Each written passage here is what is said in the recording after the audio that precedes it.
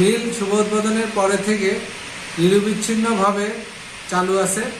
আমরা আশা করছি যে এইবার আমাদের এই মিলটি সুন্দরভাবে চলে আমাদের কাঙ্ক্ষিত রিকভারি আমরা পাবো, কাঙ্ক্ষিত লক্ষ্যমাত্রায় চিনি উৎপাদন করতে পারবো এবং আমাদের এই যে চিনি, সুন্দর ঝকঝকে চিনি, এই সুন্দর ঝকঝকে চিনিটি আমরা আগামী রমজান মাসে ভোক্তাদের মাঝে সরবরাহ করতে পারবো বলে আমরা আশা করছি।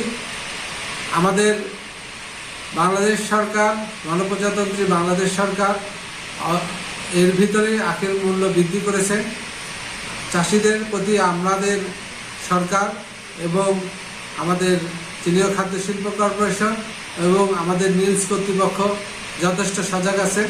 চাষিদের সুযোগ সুবিধা আমরা সব ক্ষেত্রেই দেওয়ার চেষ্টা করে থাকি এবং এই সব সুযোগ সুবিধার মাধ্যমে আমরা আশা করছি যে আগামী মৌসুমে আমরা আরও বেশি আখ পাবো এবং আমাদের ক্ষতি অনেকটা কমে যাবে, লস রিকভার হবে এবং আমরা আস্তে আস্তে আমাদের সামনের দিকে এগিয়ে যেতে পারবো ইনশাআল্লাহ।